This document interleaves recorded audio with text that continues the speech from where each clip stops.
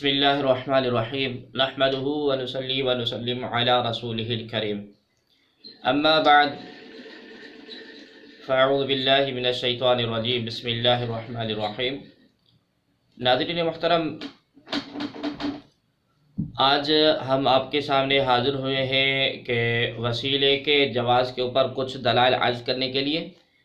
اور مولوی مکی صاحب جو مکے پاک میں بیٹھ کے اور کچھ اپنی کم علمی کا اظہار کرتے ہیں، وہ کہتے ہیں کہ وسیلہ جو ہے کہ وسیلے کا کوئی جواز نہیں ہے۔ آئیے پہلے اس کی آپ ویڈیو سماعت کریں، اس کے بعد ہم عرض کرتے ہیں۔ وسیلے پکڑنے کی کوئی ضرورت نہیں ہے، اللہ سے سیدھی دعا مانگیں، کسی وسیلے کی، کسی اولیاء ولی پیغمبر کے اگر ایسے ہوتا تو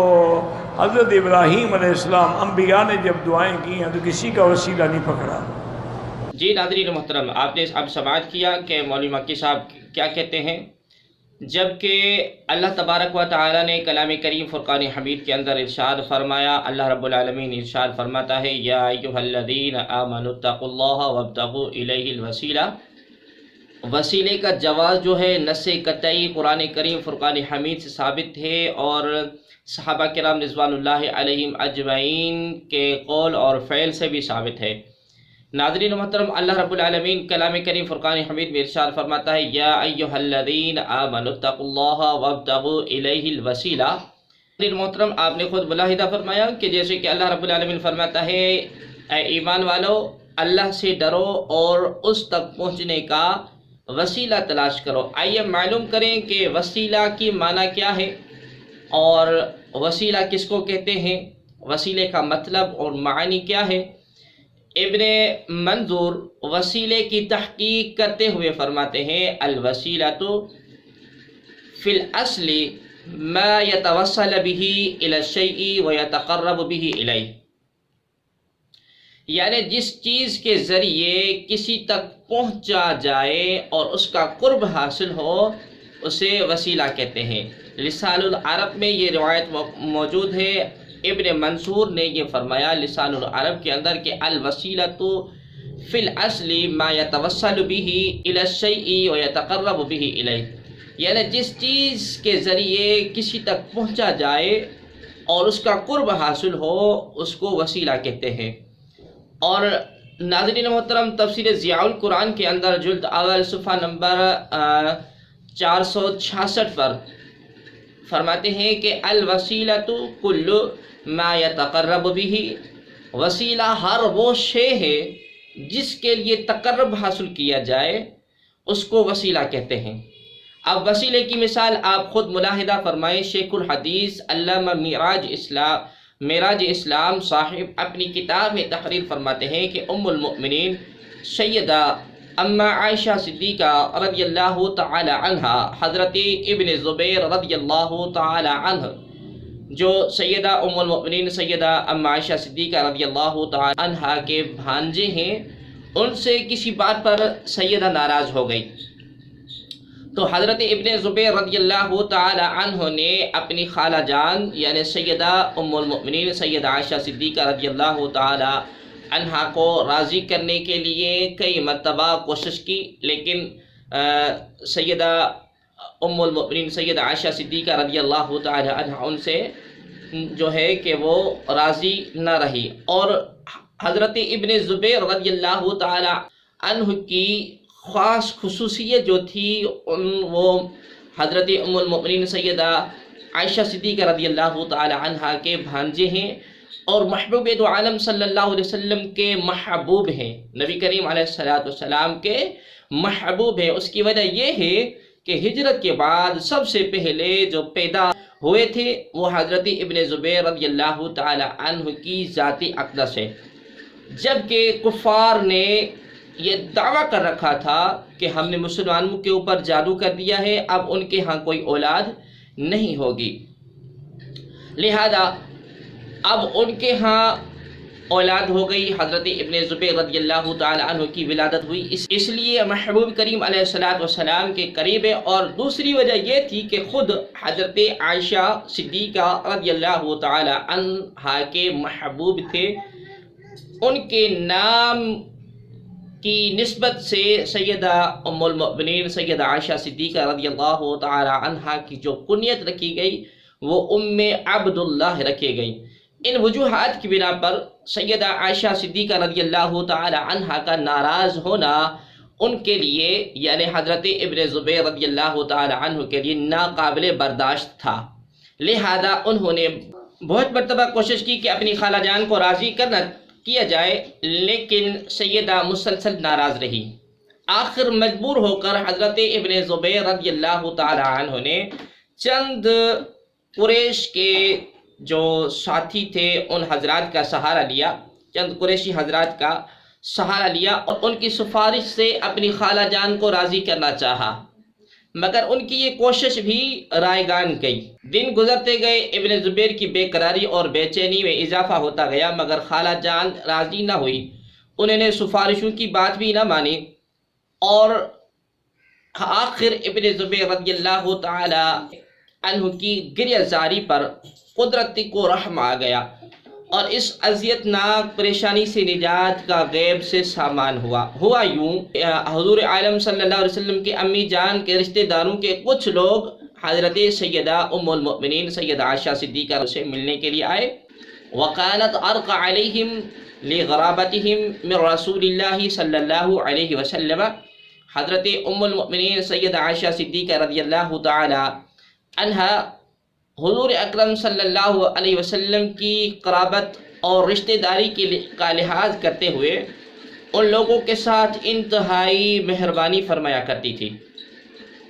فاستشفع برجال من قریش وباخوال رسول اللہ صلی اللہ علیہ وسلم۔ حضرت عائشہ صدیقہ رضی اللہ تعالی عنہا تک رسائی کے لیے قریش کے چند اکابرین اور حضور عالم صلی اللہ علیہ وسلم کے ننہالی رشتے کے بزرگوں کا وسیلہ بنایا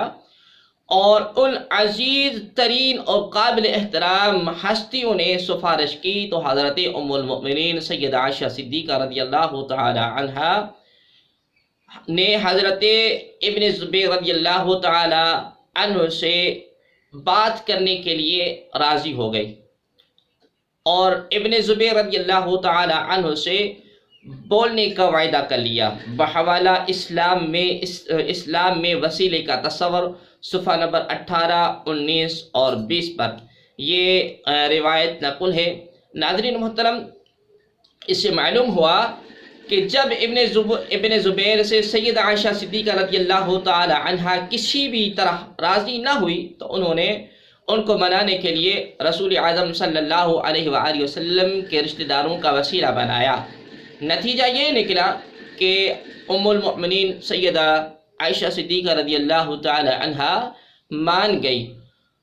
اور ناظرین محترم، اسی طرح بعین ہی اگر اللہ تبارک و تعالی ناراض ہو جائے تو اسے راضی کرنے کے لیے انبیاء، صدیقین، شہداء اور صالحین کو وسیلہ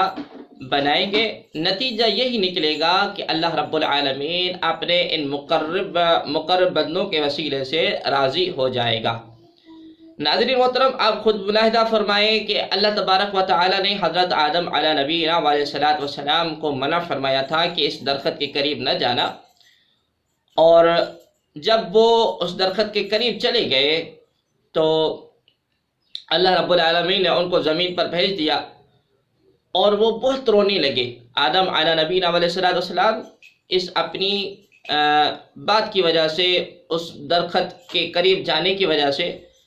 جب زمین پر اللہ رب العالمین ان کو بھیج دیا تو حضرت آدم علیہ نبینا علیہ الصلوۃ والسلام بہت رونے لگے۔ کتابوں نے لکھا ہے کہ 350 سال تک وہ روتے رہے مگر ان کی توبہ قبول نہ ہوئی۔ آخر فَتَلَقَّى آدَمُ مِن رَبِّهِ كَلِمَاتٍ فَتَابَ عَلَيْهِ إِنَّهُ هُوَ التَّوَّابُ الرَّحِيمُ، سورہ بقرہ آیت نمبر 37۔ پھر سیکھ لیے آدم علیہ السلام نے اپنے رب سے چند کلمات تو اللہ تبارک و تعالی نے ان کی توبہ قبول فرمائی کہ بے شک وہی توبہ قبول کرنے والا اور نہایت رحم کرنے والا ہے۔ اب وہ کلمات کون سے تھے؟ اس کے متعلق شاہ عبدالعزیز تفسیر فتح العزیز میں اور طبرانی نے معجم صغیر میں حضرت عمر بن خطاب رضی اللہ تعالی عنہ سے یہ روایت نقل کی ہے کہ وہ کلمات کون سے تھے؟ آدم علی نبینا علیہ الصلوۃ والسلام نے عرض کیا کہ اللہم اسألک بحق محمد ان غفرت لی، اے اللہ میں تجھ سے محمد مصطفیٰ صلی اللہ علیہ وآلہ وسلم کے صدقے التجا کرتا ہوں کہ تو مجھے بخش دے۔ تفسیر عزیزی جلد 1 صفحہ نمبر 116۔ ناظرین محترم، اس کے بعد حضور عالم صلی اللہ علیہ وسلم کا وسیلہ قرآن کریم میں موجود ہے کہ وَكَانُوا مِن قَبْلُ يَسْتَفْتِحُونَ عَلَى الَّذِينَ كَفَرُوا، اور اس سے پہلے فتح مانگتے تھے کافروں پر آپ کے وسیلے سے۔ سورہ بقرہ آیت نمبر 89 کے اندر مالک رب ذوالجلال نے ارشاد فرمایا وَكَانُوا مِن قَبْلُ يَسْتَفْتِحُونَ عَلَى الَّذِينَ كَفَرُوا، اس سے پہلے فتح مانگتے تھے کافروں پر آپ کے وسیلے سے۔ ناظرین محترم، نبی کریم صلی اللہ علیہ وآلہ وسلم کی تشریف آوری سے قبل جب کبھی یہودی مشرکین سے جنگ کرتے اور ان کی فتح کے ظاہری امکانات ختم ہو چکے ہوتے تو اس وقت وہ توریت کو سامنے رکھ کر اور وہ مقام کھولتے جہاں پر حضور عالم صلی اللہ علیہ وسلم کے فضائل اور کمالات کا ذکر ہوتا، وہاں ہاتھ رکھ کر اور ان الفاظ سے دعا کرتے کہ اللہم انا نسألک بحق نبیک الذی وعدتنا ان تبعثہ فی آخر زمان ان تنصرنا اليوم علی عدونا فینصرون۔ روح المعانی جلد اول صفحہ نمبر 74۔ یعنی کہ اے اللہ ہم تجھے تیرے اس نبی کا واسطہ دے کر عرض کرتے ہیں کہ جس کی بعثت کا تو نے وہ ہم سے وعدہ کیا ہے، آج ہمیں اپنے دشمنوں پر فتح دے۔ تو حضور پر نور صلی اللہ علیہ وآلہ وسلم کے صدقے اللہ تبارک و تعالی انہیں فتح دے دیتا۔ جی ناظرین محترم، اسی طرح حضرت عثمان بن حنیف رضی اللہ تعالی عنہ کی حدیث پاک میں ہے کہ سرکار دو عالم صلی اللہ علیہ وآلہ وسلم کی دربار رسالت میں ایک نابینا صحابی حاضر ہوا اور آقا دو عالم صلی اللہ علیہ وآلہ وسلم کی دربار میں ایک مرتبہ عرض کی کہ ادعو اللہ ان یعافینی، یا رسول اللہ میرے لیے عافیت کی دعا فرمائیے کہ اللہ رب العالمین مجھے بینائی عطا کرے۔ تو محبوب علیہ الصلوۃ والسلام نے ارشاد فرمایا ان شئت دعوت و ان شئت صبرت فہو خیر لک۔ محبوب عالم صلی اللہ علیہ وسلم فرماتے ہیں اگر تو چاہے تو میں تیرے لیے دعا کروں اور اگر تو چاہے تو صبر کرے، وہ تیرے لیے بہتر ہے۔ تو عرض کی کہ یا رسول اللہ صلی اللہ علیہ وسلم فداک ابی و امی، آپ دعا فرمائیں۔ تو محبوب عالم صلی اللہ علیہ وسلم نے ارشاد فرمایا کہ آپ جائیں اور اچھی طرح وضو کر کے آ جائیں، پھر یہ دعا کرو اللہم انی اسألک و اتوجہ الیک بنبیک محمد نبی الرحمہ انی توجہت بک الی ربی فی حاجتی ہذہ لتقضی لی اللہم فشفع فی۔ جامعہ ترمذی کے اندر یہ جلد نمبر 2 صفحہ نمبر 197 کے اوپر یہ روایت نقل ہے، اور اسی طرح کتاب ہدیۃ المہدی کے اندر بھی صفحہ نمبر 24 کے اندر یہ روایت نقل ہے کہ اللہم انی اسألک و اتوجہ الیک بنبیک محمد، اے اللہ میں تجھ سے سوال کرتا ہوں اور تیری طرف متوجہ ہوتا ہوں تیرے نبی حضرت محمد مصطفیٰ کریم صلی اللہ علیہ وآلہ وسلم کے وسیلے سے جو کہ نبی رحمت ہیں۔ ناظرین محترم، یہاں پر جو قابل غور بات یہ ہے کہ لفظ جو ہے صحابی نے لفظ جو ارشاد فرمائے لفظ ہے بیکا ہے، کاف جو ہے یہ مخاطب کی ضمیر ہے، مطلب یہ ہے کہ یا رسول اللہ میں اپنی حاجت میں آپ کے وسیلے سے اپنے رب کی طرف متوجہ ہوتا ہوں کہ وہ پوری کر دی جائے۔ یا اللہ میرے حق میں نبی اکرم صلی اللہ علیہ وآلہ وسلم کی شفاعت کو قبول فرما۔ یہ نابینا صحابی دعا سیکھ کر مسجد میں گیا اور اچھی طرح وضو فرما کر بڑے خشوع اور خضوع سے یہ دعا کی اور جب واپس آئے تو دونوں آنکھیں روشن تھیں۔ جی ناظرین محترم، حضرت عثمان بن حنیف رضی اللہ تعالی عنہ نے یہ دعا یاد رکھی اور موقع آنے پر اس دعا سے استفادہ حاصل کرتے رہے۔ حضرت سیدنا عثمان غنی رضی اللہ تعالی عنہ کے دور میں ایک نادرہ شخص روزانہ دربار خلافت میں جاتا، مگر آپ اپنی مصروفیات کی وجہ سے اس پر توجہ نہ دیتے۔ وہ اتنا پریشان تھا کہ اسے فوری توجہ کی ضرورت تھی، مگر آپ کا عدم توجہ اس کے لیے بڑی شکستہ دلی کا باعث بنتی اور روزانہ ایسے ہی رنجیدہ خاطر ہو کر واپس لوٹ کر چلے جاتے۔ ایک دن حضرت عثمان بن حنیف رضی اللہ تعالی عنہ سے ملاقات ہوئی اور اس کی پریشانی کا سبب پوچھا تو اس نے سارا واقعہ سنایا، اور حضرت عثمان بن حنیف رضی اللہ تعالی عنہ نے اس کو یہی دعا تعلیم فرمائی۔ وہ جب وضو کر کے پورے خشوع خضوع سے مسجد میں یہ دعا کر کے دربار عثمانی میں پہنچے، حاضر ہوئے تو فوراً حضرت عثمان غنی رضی اللہ تعالی عنہ اس کے طرف متوجہ ہوئے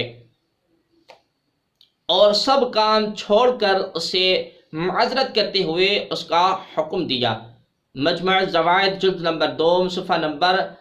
279 کے اوپر یہ روایت نقل ہے۔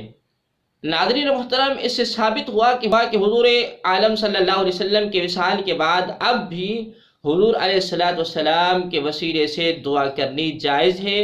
اور اس سے کما حق ہو فائدہ بھی حاصل ہوتا ہے۔ ناظرین محترم، اسی طرح حضرت عمر فاروق رضی اللہ تعالی عنہ کے دور خلافت میں حضرت قعب صحابی رسول ہیں، انہوں نے حضرت فاروق اعظم رضی اللہ تعالی عنہ کی خدمت عالی مرتبت میں عرض کی کہ حضور قحط سالی کی وجہ سے اب جو ہے کہ عوام میں سخت اضطراب ہے، بھوک اور پیاس ہے اور مایوسی کی وجہ سے لوگ بے چین ہو کر اور بارش کی بے حد ضرورت ہے۔ یا امیر المؤمنین، ان بنی اسرائیل کانوا اذا اصابتهم مثل هذا استسقوا بعصبة الانبیاء۔ اے امیر المؤمنین، بنی اسرائیل میں یہ دستور تھا کہ جب اس قسم کا قحط نمودار ہوتا تو انبیاء کرام علیہ السلام کے خاندان کے وسیلے سے بارش کی دعا کیا کرتے تھے۔ حضرت فاروق اعظم رضی اللہ تعالی عنہ نے جب یہ بات سنی تو فرمایا، ہمارے درمیان رسول اعظم صلی اللہ علیہ وآلہ وسلم کے چچا محترم اور بنو ہاشم کے سربراہ حضرت عباس رضی اللہ تعالی عنہ موجود ہے اور سرکار دو عالم صلی اللہ علیہ وسلم کو اپنے والد کی طرح عزیز تھے، اس لیے ہم ان کے وسیلے سے دعا کریں گے۔ یہ سوچ کر آپ حضرت عباس رضی اللہ تعالی عنہ کے پاس گئے اور ان کو دعا کے لیے آمادہ کیا، اور دوسرے لوگ اکٹھا ہو کر ممبر بچھا دیا اور حضرت سیدنا فاروق اعظم رضی اللہ تعالی عنہ نے حضرت عباس رضی اللہ تعالی عنہ کو اپنے پاس ممبر پر بٹھایا اور یوں فرمایا، اللہم انا کنا نتوسل الیک بنبینا صلی اللہ علیہ وسلم فتسقینا وَإِنَّا نَتَوَسَّلُ إِلَيْكَ بِعَمِّ نَبِيِّنَا فَاسْقِنَا قَالَ فَيَسْقَوْنَ۔ بخاری شریف جلد اول صفحہ نمبر 138 کے اوپر یہ حدیث پاک نقل ہے، یعنی کہ اے الہ العالمین، ہم تیرے نبی مکرم صلی اللہ علیہ وسلم کا وسیلہ پیش کیا کرتے تھے تو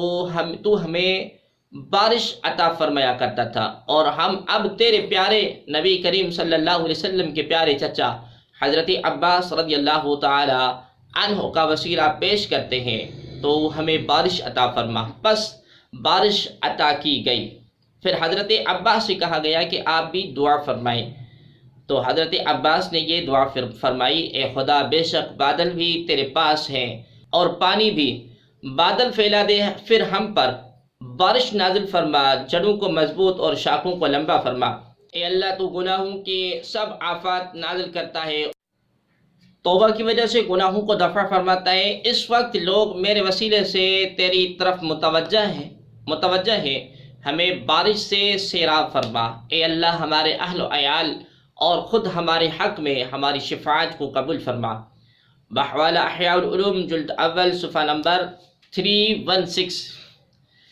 چنانچہ اس دعا کی برکت سے آسمانوں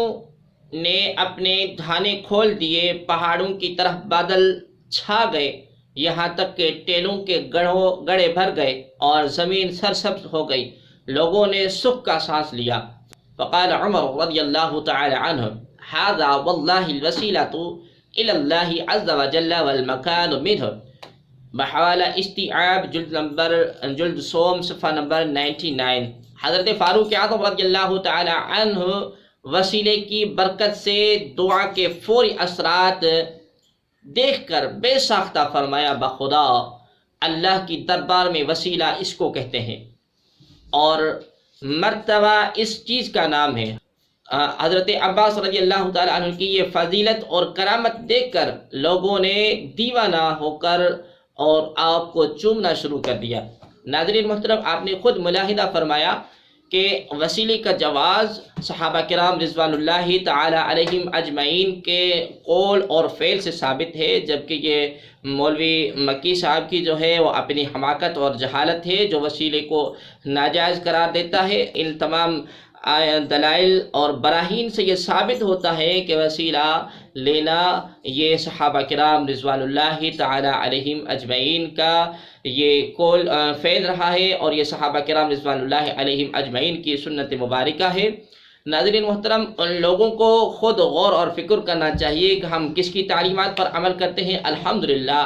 ثم الحمدللہ سنی حنفی مسلمان وسیلے کا قائل ہے جو کہ قرآن اور حدیث سے ثابت ہے۔ اور ناظرین محترم، ملتے ہیں پھر کسی دوسری ویڈیو میں، جب تک کے لیے اللہ حافظ، دعاؤں میں یاد کیجیے گا۔ جزاکم اللہ تعالی خیرہ۔ السلام علیکم ورحمۃ اللہ وبرکاتہ۔